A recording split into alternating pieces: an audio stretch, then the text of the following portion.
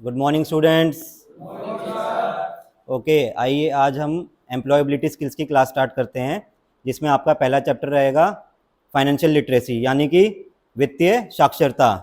आइए अब आगे चलते हैं, जानते हैं कि वित्तीय साक्षरता होती क्या है। वित्तीय साक्षरता वो कॉन्सेप्ट है, वो चीज़ है जो हमें समझाती है कि हमें कहाँ पे तो अपने पैसे इन्वेस्ट करने हैं यानी कि निवेश करने हैं, कहाँ खर्च करने हैं और कहाँ बचाने हैं। ये हमें सिखाती है कि हमें अपने पैसों का कैसे प्रबंधन करना है। ठीक है, अब आगे मैं उसको एग्जाम्पल के तौर पे आपको समझाता हूँ। जैसे कि मान लीजिए मेरी सैलरी महीने की 20,000 है, उसमें से मैं 10,000 तो रेंट पे दे देता हूँ और बाकी मैंने जिम की मेंबरशिप ज्वाइन कर ली। कितने बचे? 20 में से 10 गए, कितने बचे? 10 बचे। फिर मैंने 3,000 जिम पे लगा दिए, कितने बचे? फिर 7 में से मैंने 3 खाने पीने में उड़ा दिए, रेस्टोरेंट में गया, मूवीज देखने गया, तो कितने बचे? 4 बचे ना। तो इससे क्या है, मेरे पास सेविंग्स बची हैं, तो मतलब मैं अच्छा फाइनेंशियली लिटरेट हूँ, वित्तीय साक्षरता मेरे में है, क्योंकि मैंने 4 से 5,000 के बीच में सेविंग करी है। अगर यही सेविंग्स मेरी होती 10 मतलब 1,000 या 1,000 भी नहीं होती, तो मेरे पास बिल्कुल भी पैसे नहीं होते खर्च करने के लिए। इन केस ऑफ इमरजेंसी, मेरे घर में अगर किसी कोई बीमार हो जाता, किसी का एक्सीडेंट हो जाता, तो मेरे पास कुछ पैसे होने चाहिए ना इलाज करवाने के लिए, तो वो नहीं होते। तो उससे क्या साबित होता? मैं अनपढ़ हूँ किस चीज़ में? अपने पैसे प्रबंध करने में। इसलिए जब भी आप पैसे कमाएं, जब भी आप नौकरी लग जाएं और पैसे कमाने लग जाएं, तो आपको अपने पैसे का प्रबंधन अच्छी तौर से करना है। वो इसी चीज़ से सीखेंगे। आइए अब आगे चलते हैं हम। अब मैं आपको बताऊंगा नीड्स यानी कि ज़रूरतें, वांट्स यानी कि चाहतें, और लग्जरीज यानी कि विलासिता, इन चीज़ के बीच का अंतर। आप नीड्स यानी कि ज़रूरतें को समझते हैं क्या? क्या समझते हैं आप ज़रूरतों से? मैं बताता हूँ। ज़रूरतें मतलब वह चीज़ जो हमें अपना जीवन गुजारने के लिए ज़रूरी है, जिसके बिना हमारे जीवन में काम नहीं चलेगा। जैसे कि रोटी कपड़ा और मकान, आपने सुना है ना, फिल्म भी एक ना, इस नाम से फिल्म भी है, रोटी कपड़ा और मकान। ये हमारी बेसिक नीड्स को, हमारी बेसिक ज़रूरतें जो हमें जीवन व्यापन मतलब जीवन गुजारने के लिए हमें चाहिए।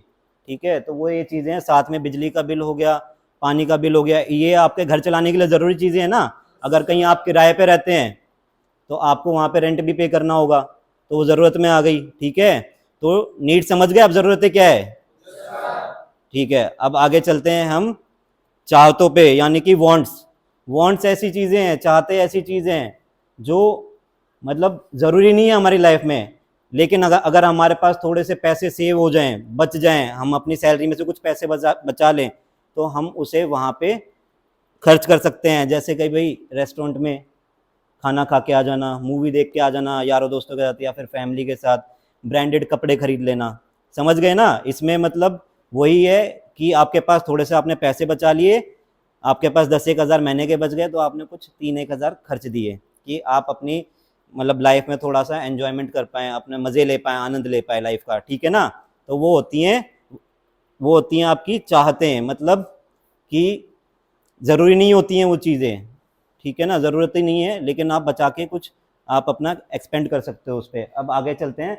लग्जरीज, विलासिता, मतलब वह चीज़ें जो बहुत ही महंगी और आकर्षक होती हैं। समझ गए? महंगी और आकर्षक, जैसे कि भाई महंगे महंगे फ़ोन खरीद लेना, आईफोन। ठीक है, डिज़ाइनर कपड़े, मतलब बहुत ही आते हैं ना 15-20 हज़ार रुपये की शर्ट, वो हो गई उसमें। और आपकी भाई बड़े बड़े घर, ठीक है, ज़मीनें खरीद ली, ये सब आते हैं विलासिता, लग्जरीज। मतलब आपके पास बहुत पैसे आ गए, बहुत पैसे बच गए, आपके पास फालतू के पैसे हैं, तो इस चीज़ पे जाइए। तो वही है, जब भी आप अपना बजट मतलब महीने का खर्चा किस हिसाब से करना है तैयार करेंगे, तो किन बातों पे ध्यान देंगे? 3 चीज़ों पे। पहली चीज़ कौन सी हो गई? नीड्स, ज़रूरतें, है ना। और फिर क्या है दूसरी? चाहते यानी कि वांट्स। तीसरी लग्जरीज, विलासिता। समझ गए ना? ओके, अब आगे मैं आपसे पूछूंगा, ये मेरे पास 6 पॉइंट्स हैं। ठीक है, इधर भी आप देख सकते हैं, किराने का सामान हो गया। तो ये किराने का सामान आप मुझे बताएं, नीड्स में आएगा, वांट्स में, या लग्जरीज में? नीड्स, ग्रोसरी मतलब राशन। ठीक है, तो ये बेसिक ज़रूरत है हमारी। और जिम मेंबरशिप, ये वांट में आ जाएगा, चाहत में। ठीक है ना, सही बताया इसने। और ट्रिप टू यूरोप, यूरोप घूमने जाना मतलब विदेशी यात्रा, विलासिता, पैसे बहुत ज़्यादा हो जाए जब। मोबाइल फ़ोन, वांट में, चाहते में, ठीक है ना। और डायमंड बैंगल्स, हीरो के कंगल, कंगन, विलासिता, लग्जरी में आते, हीरे महंगे होते हैं ना, करोड़ों में बनते हैं, लाखों में बनते हैं इनके बैंगल, ठीक है ना, मतलब चूड़ियाँ। और रेंट फॉर ए हाउस, जिस मकान में हम किराए पे रह रहे हैं वो किस पे आएगा, नीड्स में, बेसिक ज़रूरत है, ठीक है। आइए अब आगे चलते हैं।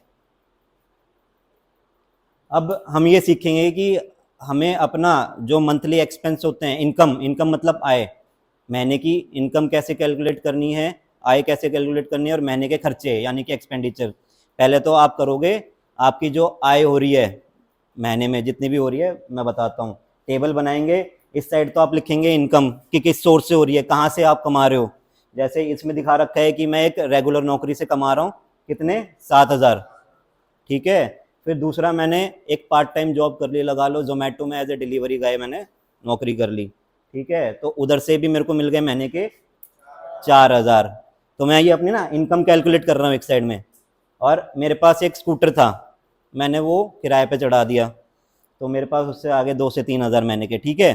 तो मेरे पास आ गए महीने के 13 से 14 हज़ार, ये मेरी आय है, इनकम, मैंने पैसे कमाए हैं, ठीक है। वो उसका मैंने टेबल बना लिया। आइए अब दूसरा टेबल जानते हैं जो कि मेरे खर्चों का है। खर्चों में क्या क्या आ गया, अपार्टमेंट, अगर मैं किराए के मकान पर रह रहा हूँ तो मैंने ये रेंट मेंशन कर दिया इधर, 4,000। ग्रॉसरीज मतलब किराने का सामान, ये मैंने मेंशन कर दिया, ठीक है। किराने का सामान मेंशन है ना, मतलब पता है ना ग्रॉसरी, कंफ्यूज तो नहीं हो गए ना कभी आएगा तो। अगर किसी को कंफ्यूजन है तो लिख सकता है अपना, ठीक है। नेक्स्ट है फ़ोन का बिल, फ़ोन का मंथली बिल रिचार्ज करते हैं ना, वो मेरा है भाई, मैंने 3,000 तक का खर्चा कर दिया उस पर। और नेक्स्ट है मेरा इलेक्ट्रिसिटी बिल, भाई बिजली का बिल, घर पे रहोगे तो बिजली भी चाहिए ही भाई। तो साथ ही साथ हेल्थ इंश्योरेंस में मैंने की, वो भी करवाता हूँ, मतलब मंथली प्लान है मेरा, ईएमआई पे जाता है, 500 रुपये मैं हर महीने देता हूँ कि इन केस मेरे पास मिस हैपनिंग, मेरा एक्सीडेंट हो जाए या घर में कोई बीमार पड़ जाए तो उसका मैं इलाज करवा सकूँ इस इंश्योरेंस के थ्रू। अब एक छोटा भाई है, उसको मैंने भेज दिए 1,000 रुपये, ठीक है। और ये फ्रेंच क्लास है, फ्रेंच क्लास समझ गए क्या होती है, नहीं समझे। जैसे मेरे को फ्रेंच लैंग्वेज होती है, देश है एक, फ्रांस सुना है, फ्रांस सुना है ना, तो उसकी लैंग्वेज होती है फ्रेंच।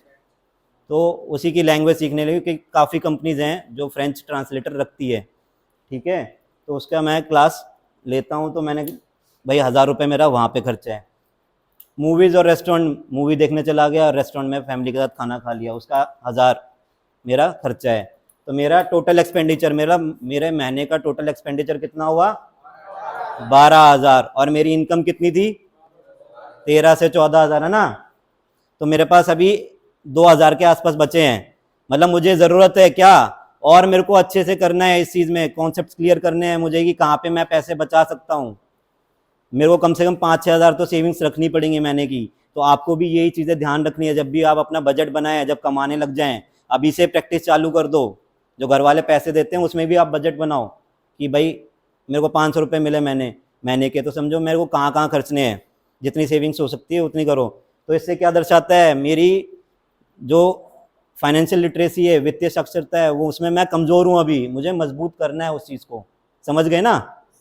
तो मेरे को कम से कम इस चीज़ को लाना है कि 5-6 हज़ार तक मेरे बच जाएं। तो इसी टेबल के अनुसार आपको भी काम करना है, आपको अपनी इनकम एक साइड रखनी है, और आपकी जो इनकम मतलब आय, और जो आपके खर्चे हैं एक्सपेंसेस, वो एक साइड रखने हैं। दोनों को माइनस करना है, मतलब इनकम में से एक्सपेंडिचर माइनस करेंगे, जो भी बचेगा वो आपकी सेविंग्स होगी।